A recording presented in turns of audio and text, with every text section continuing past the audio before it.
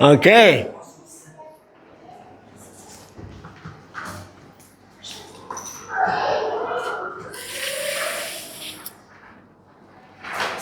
Selamat pagi Sagi. Minggu 9 Februari 2025. Dalam beberapa minggu terakhir, khususnya di dalam ibadah minggu kita Bapak Ibu Saudara, Tuhan terus berbicara kepada kita untuk kita memberikan penyembahan yang baik dan benar untuk Dia. Dan di hari Kamis terlihat bahwa Tuhan sedang menguatkan kita agar kita berhasil menghasilkan karakter yang Tuhan mau dalam hidup kita. Jadi Tuhan benar-benar memproses kita lengkap. Serba banyak yang terdampak dari firman Tuhan Kamis lalu. Boleh katakan haleluya. Haleluya. Mari kita ke Roma 5.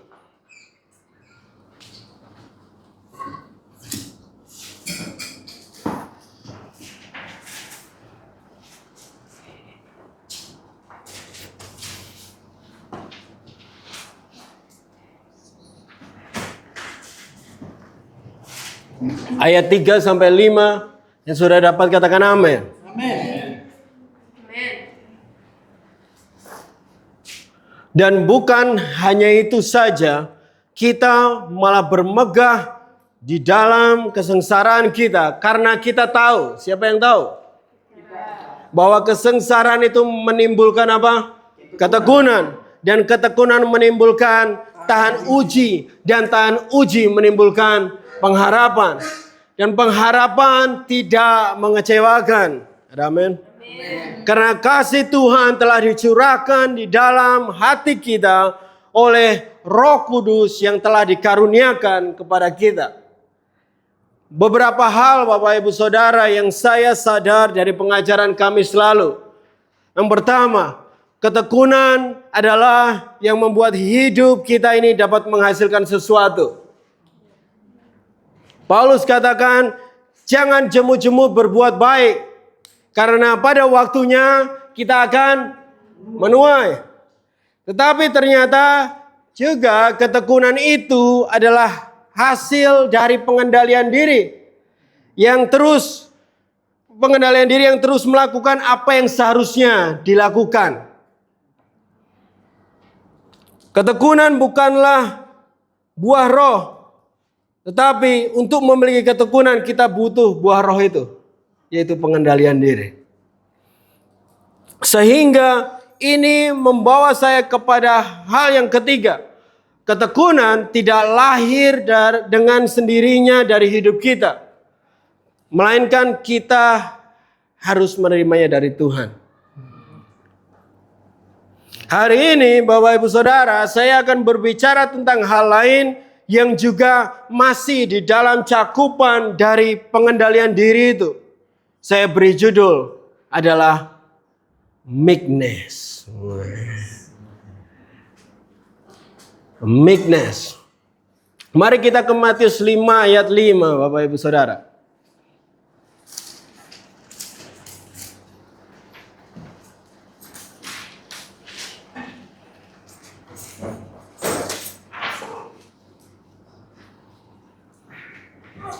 Sudah dapat katakan meekness? Meekness. Dikatakan berbahagialah orang yang lemah lembut, bukan orang yang lelembut ya. Orang yang lemah lembut karena mereka akan memiliki apa? Bumi. Di dalam bahasa Indonesia. Sebagai informasi Bapak Ibu Saudara, lemah lembut adalah apa yang penerjemah Alkitab bahasa Indonesia itu pilih, yang sebenarnya adalah kata meekness itu. Kata lemah lembut tidaklah buruk, tetapi menjadi sangat dekat dengan kata lemah. Sehingga banyak orang kurang mendapat apa yang sebenarnya Tuhan Yesus mau katakan tentang lemah lembut ini. Di sepanjang pengajaran ini, saya akan pakai kata meekness sebagai pengganti kata lemah lembut itu supaya kita tidak mendekati untuk punya persepsi tentang lemahnya. Oke? Setuju? Agar kita bisa mengingat betul apa yang sebenarnya Tuhan mau jelaskan kepada kita melalui Matius 5 ini. Di Matius 5 ini, ayat kelima ini adalah penggalan dari salah satu bagian dari pengajaran Yesus di atas bukit. Dia katakan, berbahagialah, diberkatilah orang yang lemah lembut, orang yang meek, karena mereka akan memiliki bumi. Di dalam terjemahan lain juga dikatakan, orang yang meek akan mewarisi negeri. Atau orang yang meek akan mewarisi bumi. Orang yang meek akan mewarisi tanah, area, tempat. Yes, sederhana sekali ayat ini sebenarnya. Kalau dilihatkan bahwa siapa yang meek, siapa yang memiliki meekness, kamu akan mewarisi negeri. Simple. Makanya khotbah hari ini akan pendek aja. Mungkin. Artinya siapapun akan mewarisi tanah, akan mewarisi bumi, akan mewarisi suatu area kalau dia adalah orang yang meek alias yang lemah lembut di dalam Alkitab bahasa Indonesia. Pada zaman itu Bapak Ibu Saudara, bicara tentang mewarisi negeri atau bicara tentang mewarisi tanah itu penting banget. Khususnya untuk umat Israel yang jelas Tuhan telah memberikan kepada mereka tanah perjanjian. Ya, dan juga mereka pernah merasakan bahwa mereka bahkan akhirnya keluar dari tanah itu karena tanah itu karena kehidupan mereka dan kelakuan mereka sendiri. Tapi ada tanah yang diwariskan kepada mereka dan mereka bisa tinggal di situ. Dan tetapi akhirnya Tuhan juga membuat mereka keluar karena kelakuan mereka sendiri. Untuk kita Bapak Ibu Saudara, mewarisi negeri ini dapat berarti adalah sebuah area di kehidupan kita.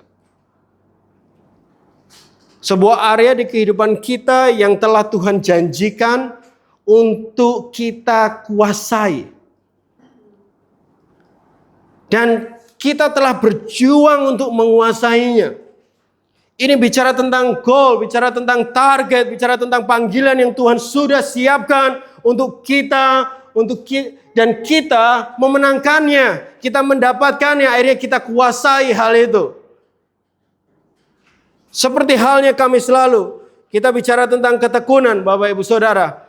Pahami bahwa ketekunan akan membawa kita untuk meraih area itu yang perlu dikuasai. Meraih tanah itu. Ketekunan akan membuat kita memiliki apa yang Tuhan sudah janjikan untuk kita. Bayangkan kalau sampai Gunung Sinai Israel berhenti, mereka nggak akan ke tanah perjanjian.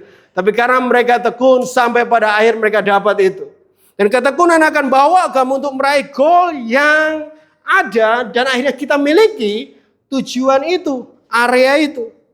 Tetapi meekness lah yang membuat kita mewariskan dan mewarisi goal itu.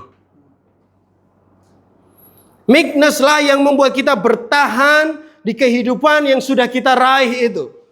Meekness lah yang membuat kita bertahan terus di dalam sesuatu yang sudah kita menangkan. Karena sadari bahwa sangat besar perbedaan antara turun berat badan dan kamu harus menjaganya terus di angka yang turun tadi. Itu bedanya antara ketekunan sama meekness.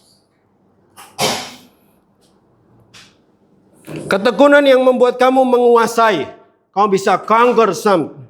Tetapi meekness yang membuat kamu bertahan di tempat yang sudah kamu kuasai. Yang sudah kamu menangkan. Salah satu aspek yang kita percaya di tempat ini adalah saat kamu berhasil menang dari hal yang buruk dari karaktermu, generasimu tidak lagi akan harus bergumul terhadap hal itu juga. Betul? Saat kamu bisa menang dari amarah, anak-anakmu tidak lagi harus kesulitan melawan amarah itu. Itulah kenapa ayat ini dikatakan mewarisi. Katakan mewarisi.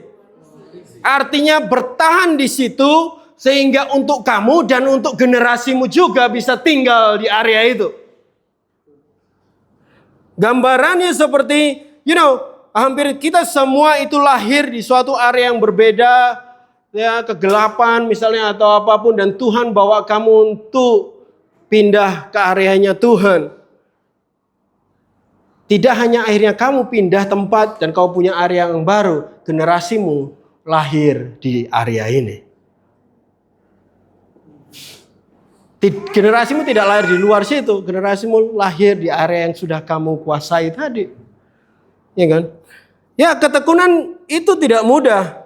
Tetapi area yang kamu coba menangkan adalah tempat di mana generasimu akan lahir dan dibesarkan di situ. Bayangkan kalau generasimu dilahirkan di dalam kesabaran karena kamu sudah menang dari kemarahan. Generasimu lahir di dalam pengampunan karena kamu sudah bisa menang dari dendam. Area-area yang sudah dikuasai dan kita bisa wariskan karena kita juga ada di dalamnya. Pahami bahwa ketekunan yang membuat kamu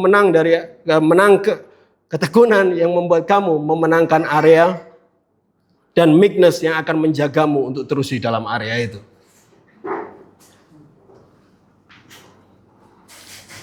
Yang menjagamu untuk bertahan di tempat yang telah Bapak Ibu Saudara menangkan. Ada orang-orang yang menang di tempat ini? Yang menang 1, 2 area dalam hidupnya, 3, 4 area, ya kan? Yang membuat kamu bertahan di situ adalah meekness ini. Kita lihat.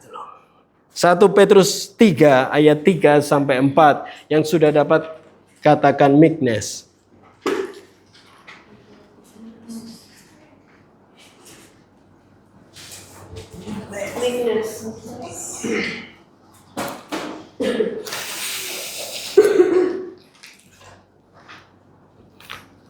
Perhiasanmu janganlah secara lahiriah,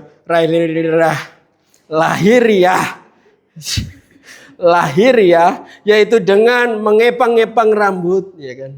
Jangan Pedro.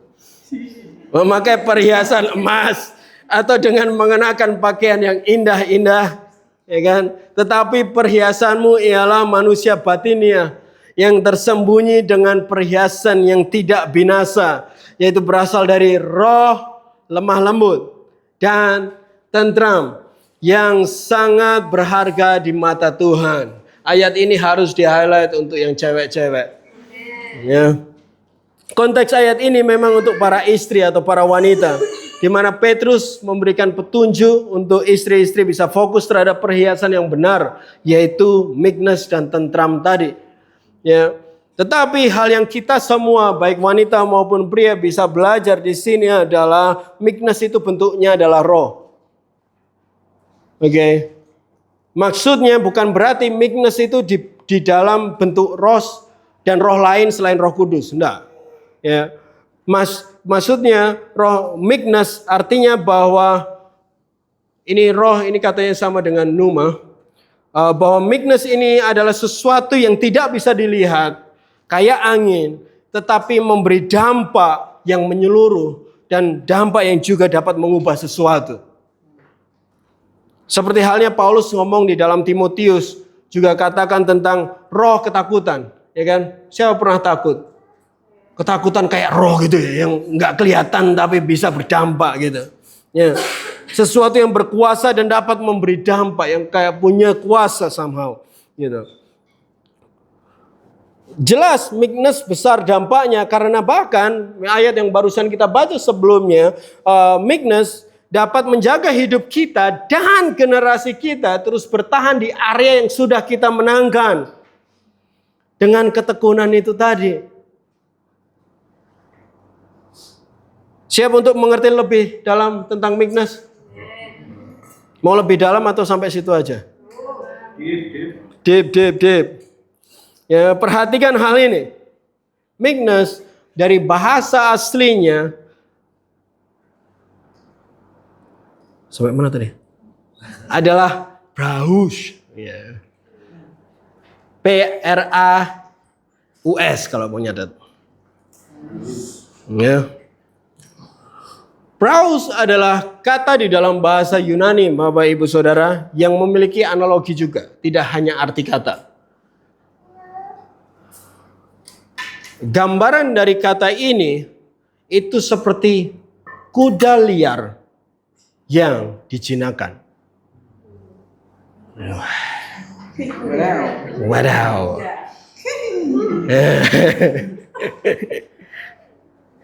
Ada kekuatan, ada kuasa, ada kemampuan, tetapi telah dikendalikan. Telah terkendali. Itulah meekness. Selain gambaran kuda Bapak Ibu Saudara, meekness atau praus juga digambarkan dengan senjata.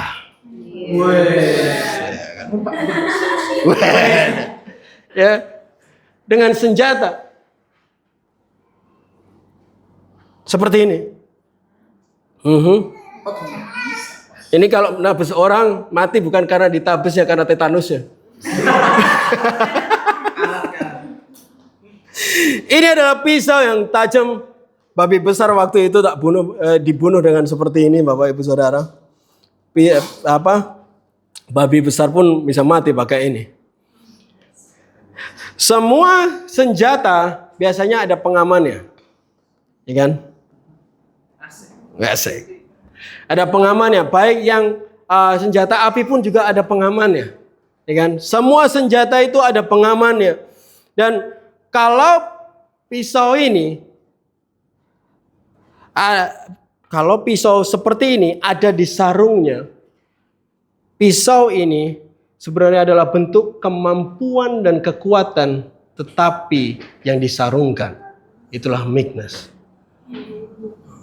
Meekness adalah keputusan di dalam ketidakadilan hidup untuk menaruh kekuatan yang saya miliki tetap tersimpan di dalam sarungnya.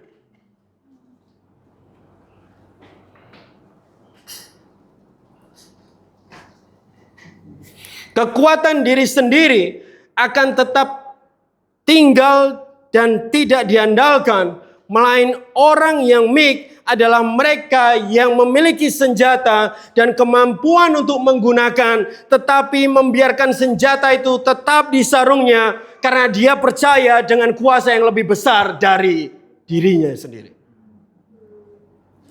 Itulah meekness. Meekness adalah keputusan juga Bapak Ibu Saudara. Keputusan untuk tetap diam di dalam ketidakadilan yang dialami karena kamu percaya. Orang yang meek adalah mereka yang sepenuhnya mengandalkan Tuhan daripada kekuatan mereka sendiri untuk membela diri mereka di dalam ketidakadilan.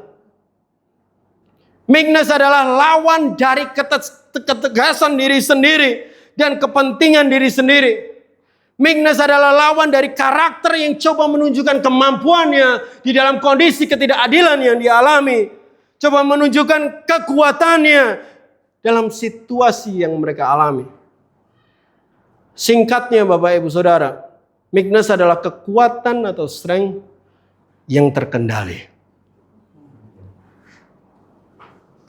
Meekness bukanlah weakness.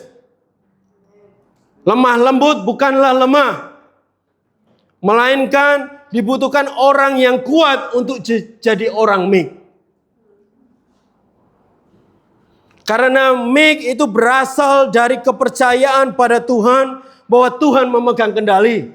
Kepercayaan kepada Tuhan bahwa Tuhan memegang kendali terhadap situasi yang sedang kamu alami.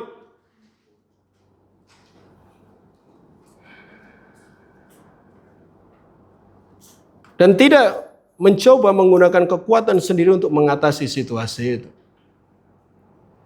Orang yang meek sama sekali tidak disibukkan untuk menunjukkan kebisaannya sendiri di dalam situasi ketidakadilan. Dan meek ini adalah pekerjaan Roh Kudus Bapak Ibu Saudara. Bukan sesuatu yang diingini dan alami ada di manusia kita. Yesus adalah salah satu orang yang meek. Kita lihat di Matius 11.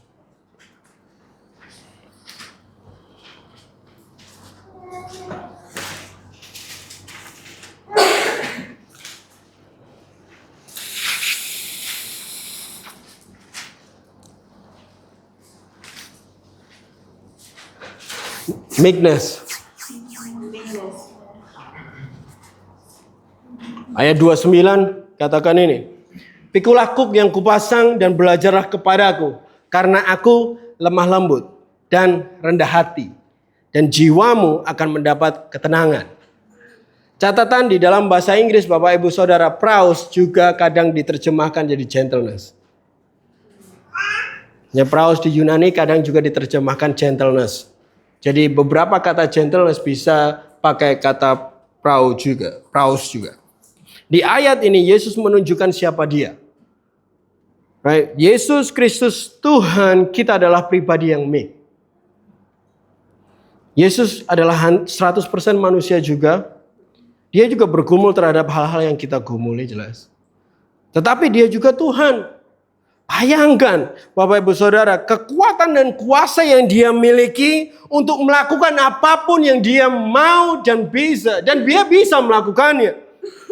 Tetapi dari situasi yang dia hadapi, semua ketidakadilan yang dia alami, tidak sedikit pun dia mencoba mengeluarkan kekuatannya sendiri.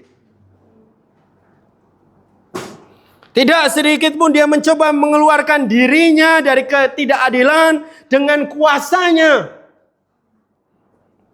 Dia punya kuasa yang bisa membangkitkan orang mati loh.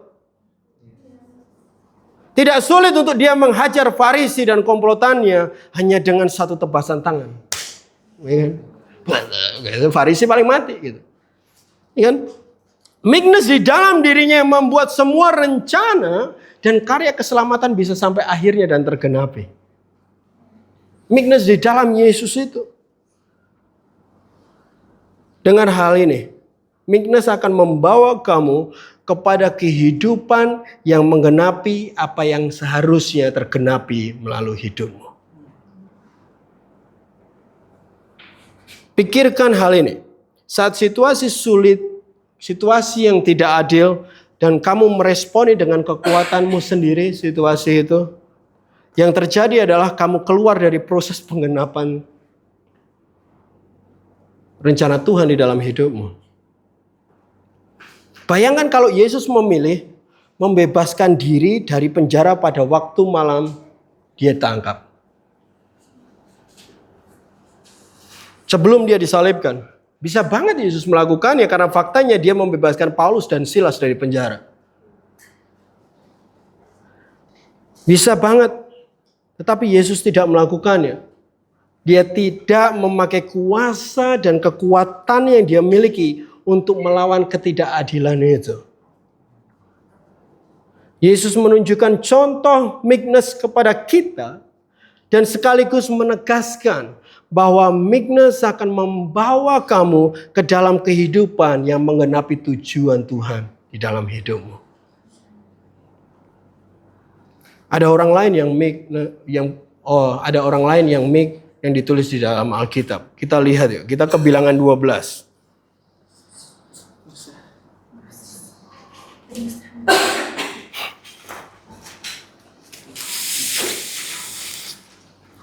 Bilangan 12, orang-orang teman-teman yang jago Alkitab tahu ini kisahnya siapa?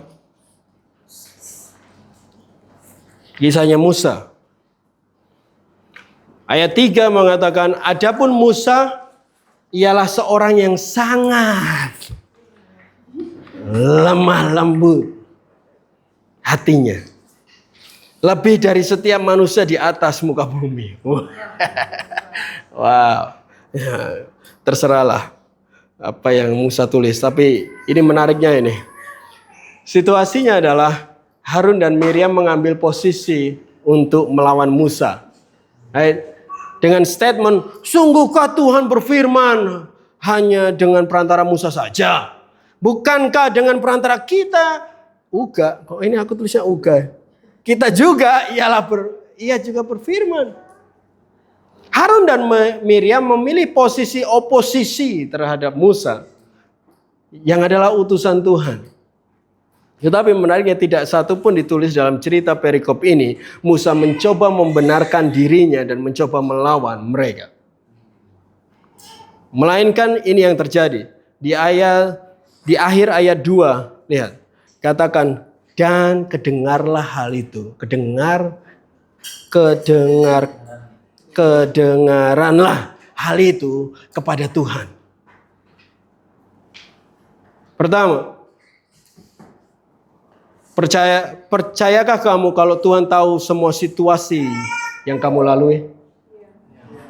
Percaya nggak kalau Tuhan tahu apa yang sedang kamu lalui? Yes. Dan bahkan Tuhan tahu betul apa yang lawanmu pikirkan dan mungkin lawanmu katakan juga. Saat Musa memilih untuk menjadi orang yang meek, yang terjadi adalah kuasa yang lebih besar dari dirinya bertindak akan hal itu. Kedua, yang perlu ingat bahwa kamu tinggal di dunia yang tidak adil. Tidak ada benar-benar keadilan di dunia ini dan juga tidak ada keadilan di orang-orang di dunia ini. Di dalam situasi yang tidak adil itu kita punya pilihan untuk menjadi orang yang meek atau menjadi orang yang mengandalkan kekuatan kita sendiri. Beberapa lalu ada situasi yang Unity Vapor harus alami.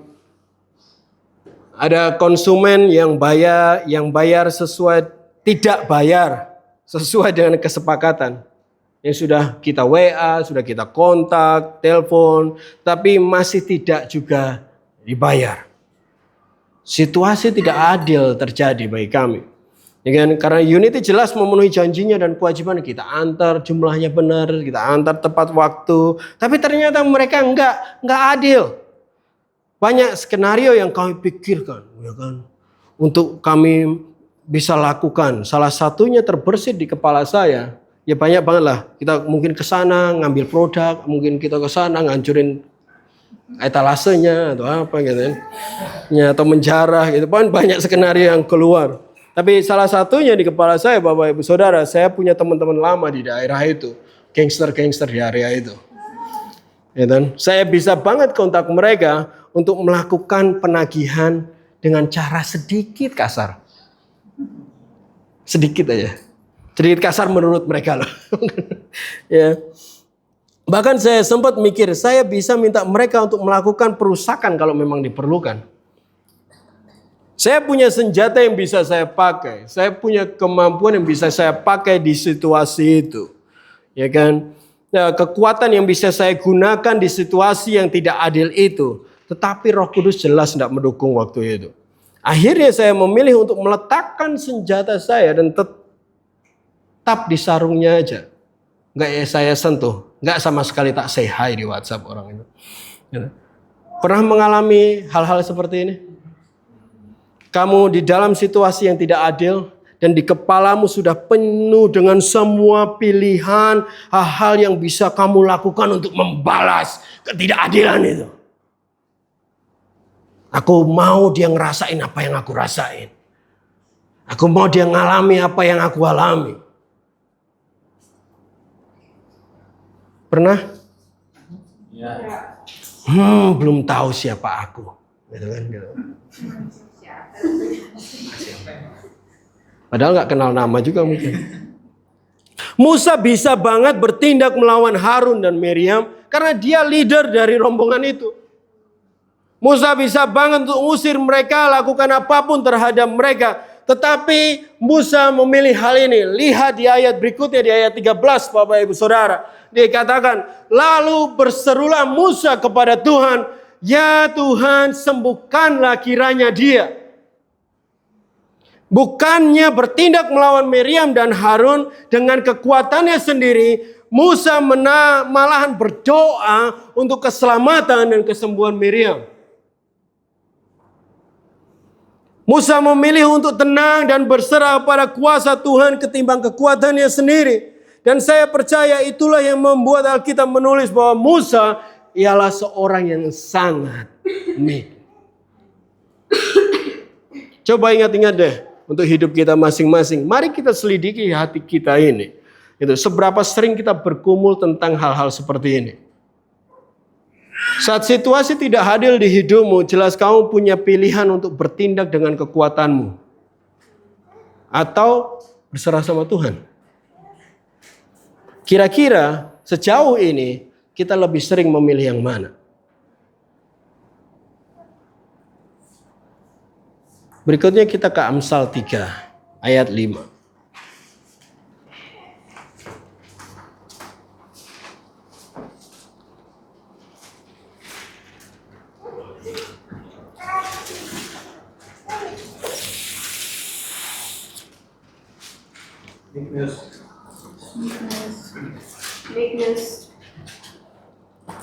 Meekness. Ayat 5, percayalah kepada Tuhan dengan segenap hatimu dan janganlah bersandar kepada pengertianmu sendiri. Jelas meekness bukanlah lemah, setuju? Karena sesungguhnya untuk memilih dan bertahan percaya sama Tuhan itu lebih membutuhkan kekuatan yang besar. Setuju? Setuju katakan amin. Lebih mudah sebenarnya untuk kita bereaksi secara otomatis, respon daging kita, untuk deal terhadap sesuatu daripada untuk diam sendiri dan menantikan Tuhan bekerja. Menantikan Tuhan untuk bertindak di situasi itu. Bahkan secara natural dan otomatis kayaknya kita ini selalu mengandalkan kekuatan kita sendiri. Ya atau ya? Ya kan?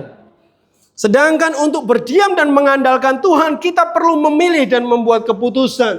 Kita perlu banget untuk memilih. Tadinya kita keluarin, tapi kita pilih untuk sarungkan saja. Itu adalah pilihan. Sehingga meekness terjadi saat kamu memilih untuk meletakkan kembali kemampuan dan kekuatanmu sendiri dan membiarkan Tuhan ada di dalam situasi itu. Di Kolose 3 ayat 12 kita ke situ cepat-cepat.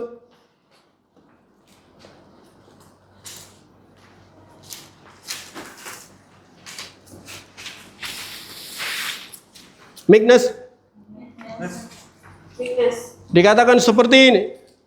Karena itu sebagai orang-orang pilihan Tuhan yang dikuduskan dan dikasihinya, kenakanlah belas kasihan, kemurahan, kerendahan hati, kelemah lembutan, dan kesabaran. Dikatakan di sini kenakanlah, katakan kenakanlah. Dipakai. Artinya kita perlu ada keputusan untuk memilih, untuk memakainya. Saya punya pertanyaan. Kira-kira Bapak Ibu Saudara kenapa pakai baju yang Bapak Ibu Saudara pakai hari ini? Karena kamu memilih kan, memilih baju itu. Kayak pagi ini gitu bangun-bangun, ngantuk buka lemari ya kan. Terus kamu pilih pakaian, kamu lihat-lihat, aku pakai ini aja hari ini gitu kan. Pakai gitu. Kamu memilih baju yang mau kamu kenakan. Walaupun faktanya lebih sering terjadi untuk wanita. Kadang sudah dipakai satu, lihat ke cermin. Kayaknya enggak deh, ganti lagi ya kan. Terus pakai lagi, terus enggak deh gitu. Terus pakai, taruh lagi, ganti lagi yang lain ya kan. Kadang pilih baju aja sampai 15 menit. Itu belum make up-nya. Poin saya adalah saat kamu mau mengenakan sesuatu, itu lahir dari keputusan untuk memilih hal itu. Keputusan untuk mengenakannya dan meekness itu tidak terjadi secara otomatis, tetapi adalah pilihan. Katakan pilihan. Yang perlu tindakan dan keputusan untuk mengenakannya di dalam situasi itu. Dan apa yang kamu kenakan itulah sebenarnya yang orang lain lihat. Hari ini saya lihat dia pakai kaos hitam. Ya kan? Karena saya nggak buta warna, jadi saya tahu dia pakai hitam. Itu yang orang lihat. Dan pilihan kamu untuk mengenakan meekness dalam situasi tertentu, itu membuat orang melihat bahwa engkau orang yang meek. Pikirkan hal ini, bayangkan kalau waktu situasi Unity tadi, yang kemarin itu, saya benar-benar kontak teman-teman saya. Benar-benar memilih untuk kontak mereka, terus ya tinggal beliin vodka berapa lah ya nanti gitu. Dan mereka melakukan penagihan sedikit kasar. Ya. Semua yang telah saya raih, pertumbuhan area-area yang sudah saya capai dengan ketekunan itu, yang sudah saya menangkan itu, langsung pudar. Langsung hancur. Masa sih pendeta pakai gangster? Ya sih. Dan kalau itu terjadi, saya hanyalah seperti diri yang dulu lagi. Semua peraihan, semua area-area yang sudah dikuasai, sudah dimenangkan, udah nggak di situ lagi aku. Inilah yang Yesus coba katakan bahwa orang yang akan mewarisi negeri itu. Meekness akan membuat kamu bertahan di dalam hal-hal yang sudah kamu menangkan.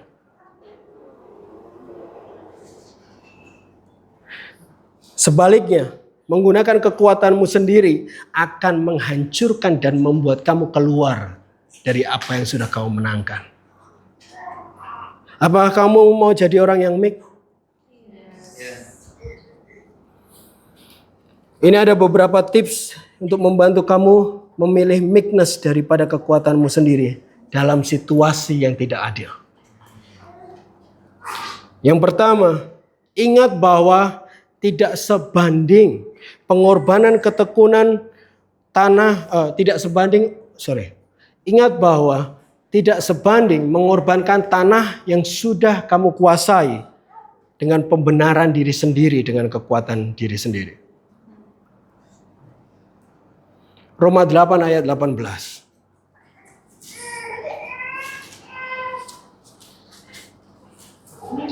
Meekness.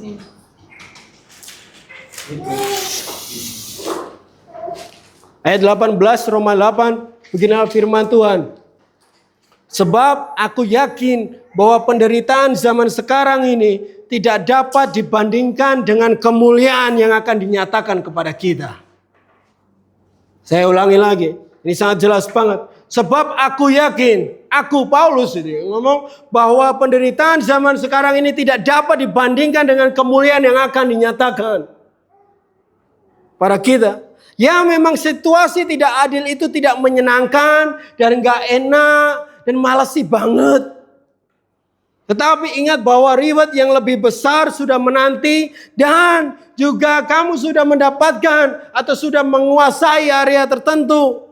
Jangan serahkan kembali area pertumbuhan yang kamu sudah menangkan cuma dengan kepentingan diri sendiri untuk membenarkan diri sendiri. Percayalah apapun dan seberapapun ketidakadilan yang kamu alami, itu tidak sebanding dengan kemuliaan Tuhan yang sudah dinyatakan. Jangan pernah menyerah. Jangan menyerahkan area yang kamu sudah perjuangkan untuk kamu tinggal di situ. It's not worth it.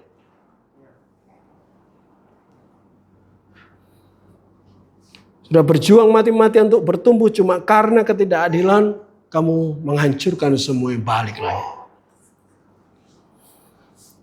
Tips yang kedua, ingat bahwa sumber pertolongan hanyalah dari Tuhan. Mazmur 121 ayat 1 sampai 2.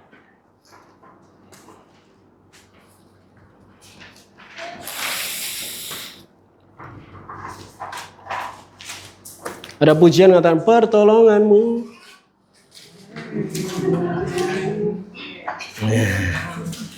Cuma di intro aja langsung.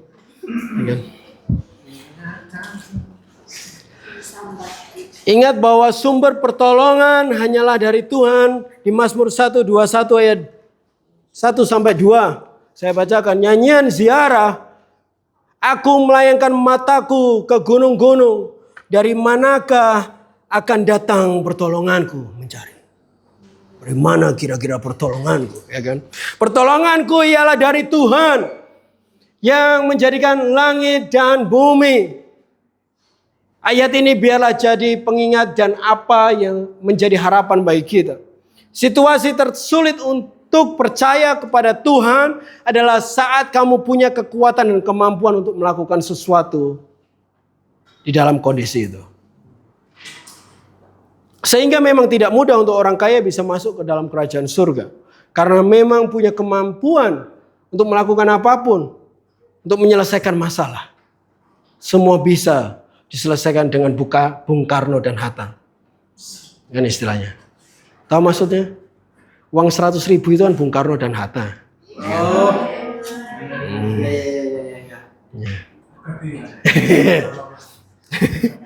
Kalau kita punya uang dan visa kok agak sulit padahal semua dokumen sudah benar, akan sangat mudah untuk kami tergiur melakukan partnership daripada berserah kepada Tuhan. Tidak sulit untuk saya buka Facebook, kontak teman-teman gangster itu untuk minta tolong kepada mereka. Waktu kita punya kemampuan untuk membereskan masalah itu, itulah sebenarnya kondisi yang tersulit untuk berserah kepada pertolongan Tuhan. Tetapi saya mengingatkan diri saya bahwa sumber pertolongan hanyalah dari Tuhan saja. Amin. Ingatkan diri kita di dalam masa sulit itu bahwa hanya Tuhanlah pertolongan kita. Hanya Tuhanlah yang mampu dan Dialah yang akan menolong kita. Bukan diri kita sendiri. Mungkin kamu bisa memperbaiki masalahmu sendiri. Tetapi ingat bahwa pertolongan yang benar hanya datang dari Tuhan. Faktanya lebih seringnya kita coba menolong diri kita sendiri. Malah kita tambah dalam di dalam masalah itu. Karena pertolongan yang benar hanya datang dari Tuhan yang benar. Jalan keluar yang benar hanya datang dari satu-satunya jalan yang benar juga. Tips ketiga, setelah iklan berikut ini. Yang ketiga adalah berserulah kepada Tuhan karena pembenaran dan kebenaran hanya dari Tuhan. Lukas 18 ayat 1 sampai 8. Kita baca keseluruhan saja supaya kita semua paham situasinya. Teman-teman bisa menyimak di Alkitabnya masing-masing. Lukas 18 ayat 1 sampai 8. Yesus mengatakan suatu perumpamaan tentang kepada mereka untuk menegaskan bahwa mereka harus selalu berdoa dan tidak jemu-jemu. Katanya di dalam sebuah kota, seorang hakim yang tidak takut akan Tuhan, tidak menghormati siapapun, dan kota itu ada seorang janda yang selalu datang kepada hakim itu dan berkata, belalah hakku terhadap lawanku.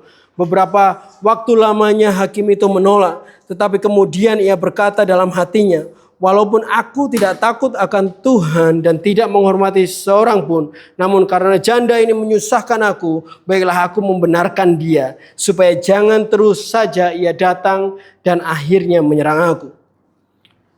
Kata Tuhan, camkan apa yang dikatakan hakim lalim itu. Tidakkah Tuhan akan membenarkan orang-orang pilihannya yang siang malam berseru kepadanya? Dan adakah ia mengulur waktu sebelum menolong mereka? Aku berkata kepadamu, ia akan segera membenarkan mereka. Akan tetapi jika anak manusia itu datang, adakah ia mendapati iman di bumi? Di dalam situasi tidak adil, Bapak Ibu Saudara, yang sering terjadi adalah kita mencoba membuat diri kita benar dengan kekuatan kita sendiri.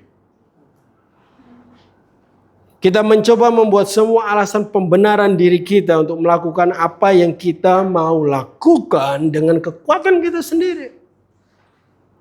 Tapi lihat di ayat 7. Tidakkah Tuhan akan membenarkan orang-orang pilihannya yang siang malam berseru kepadanya? Ayat ini sebenarnya adalah jaminan sekaligus teguran sih. Jaminan bahwa dia akan mendengar saat kau berseru kepadanya di dalam situasi yang tidak adil itu. Tidak perlu coba membenarkan dirimu sendiri waktu orang melihat kamu tidak seperti itu. Karena Tuhan yang akan membenarkan hidupmu kalau kamu berseru kepadanya. Bahkan dikatakan di sini, ia tidak akan mengulur-ngulur waktu untuk menolong. Kamu hanya perlu berseru kepada Tuhan. Masuk kamarmu, berdoa, dan dengar dari Tuhan untuk situasi itu. Percayalah, dari semua pengalaman pribadi saya, Tuhan tidak lambat untuk menolong. Tuhan tidak pernah lambat untuk menolong. Masalahnya kita jarang berseru, kita lebih suka langsung keluarin pedang kita sendiri. Kekuatan kita sendiri untuk menyelesaikan ketidakadilan yang kamu alami. Jadi Bapak Ibu Saudara, mari kita jadi orang yang meek. Marilah kita jadi orang yang meek. Yesus katakan orang yang meek akan mewarisi negeri. Ketekunan akan membuat kamu meraih negeri itu. Menang untuk area-area yang kamu mau menangkan di aspek hidupmu itu. Tetapi meekness yang akan membuat kamu bertahan di dalamnya. Ketekunan akan membuat kamu meraih goal pertumbuhan hidupmu. Tetapi meekness yang menjaga kamu tetap di dalam goal pertumbuhanmu itu. Jadilah orang yang lemah lembut. Tapi bukan orang yang lemah. Kekuatan yang tetap disimpan karena tetap percaya bahwa Tuhan lebih berkuasa. Kekuatan yang tetap kita simpan karena kita percaya Tuhan memegang kendali situasi itu. Saya harap ini bisa melengkapi kehidupan teman-teman semua. Ini sesuatu yang harus dihidupi tiap hari. Sesuatu yang harus diingatkan dari diri kita tiap hari. Karena ingat, kita tinggal di dunia yang tidak adil. Apapun yang kita lakukan kadang salah mulu. Gitu. Nggak apa-apa. Berseru kepada Tuhan, Tuhan yang membenarkan hidup kita. Ingat bahwa tidak ada satupun yang sebanding dengan pertumbuhan yang sudah kamu alami. Tidak ada yang sebanding dengan semua pencapaian, ketekunanmu yang sudah kamu dapatkan. Jangan korbankan itu hanya karena kamu mau benar sendiri. Ini yang saya bisa sampaikan kepada kita hari ini. Saya harap ini menolong kita semua. Mari kita berdoa. Tuhan, terima kasih untuk segala sesuatunya. Terima kasih untuk pewahyuan yang Kau berikan dan kasih karunia firman-Mu Tuhan yang mengajar kami. Terima kasih juga untuk pertumbuhan yang Kau berikan Tuhan. Dalam ketekunan kami butuh Engkau. Bahkan untuk bertahan di situ juga kami butuh Engkau. Kami enggak mau korbankan semua pertumbuhan yang sudah ada dan area-area hidup kami yang sudah kami menangkan Tuhan. Hanya karena kami mau membenarkan diri kami dengan kekuatan kami sendiri. Ampuni kalau kadang sebelum hari ini kami kadang memilih kekuatan kami daripada berserah kepada Engkau. Dalam semua situasi sulit dan tidak adil itu kami mau belajar untuk menyerahkannya kepada Engkau Tuhan. Dan tetap menaruhkan kekuatan itu tersimpan karena kami percaya Engkau memegang kendali hidup kami.